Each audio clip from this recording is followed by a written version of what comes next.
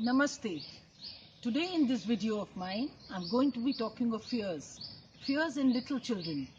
By little children, I mean 3-year-olds and 4-year-olds. The first step in helping a child through this phase of fears is understanding what may frighten him and why. Animals. Most children fear at least one category of animals, like dogs, the barking ones, cats, rats, snakes in particular, spiders, and sometimes lizards. These fear may stem from an actual encounter or from seeing an adult react negatively to it. The dark.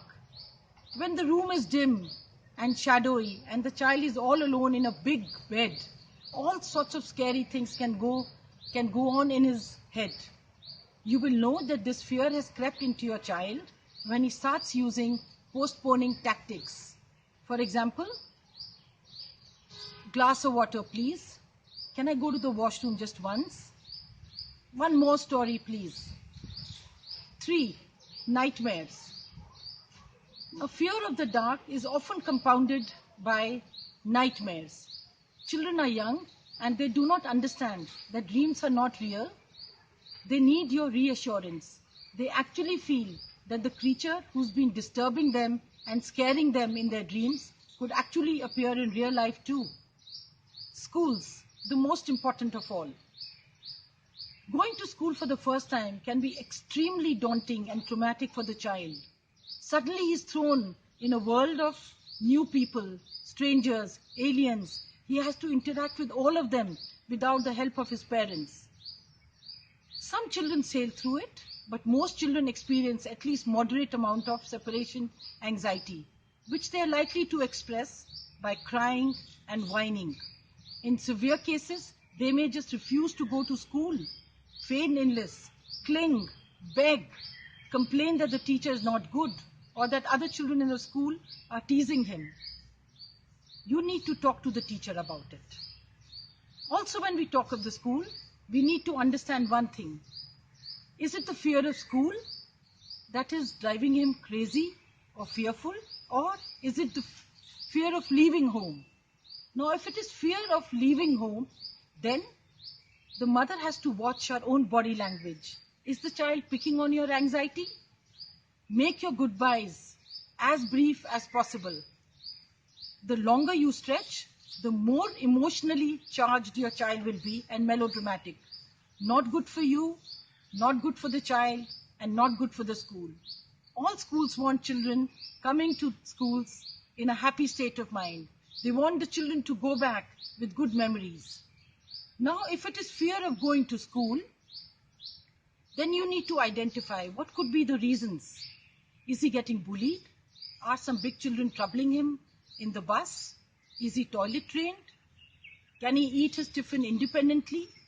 All of these factors need to be considered and dealt with individually. In most cases, it's separation anxiety that is playing a role. So in short, children resist going to schools for 4 reasons. One is that they're not going to meet the parents. They're scared about that. They're scared about the teasing, the bullying. They're scared of the unknown. And sometimes children are strong-willed and have oppositional tendencies. Now, some quick tips. Take your child's fears seriously. I mean it. Take your child's fear seriously. 2. Help him to get used to the feared situation gradually.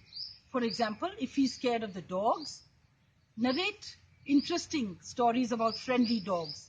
If he's scared of the darkness, hold his hand. Carry a torch and take him to the dark corners of the house. 3.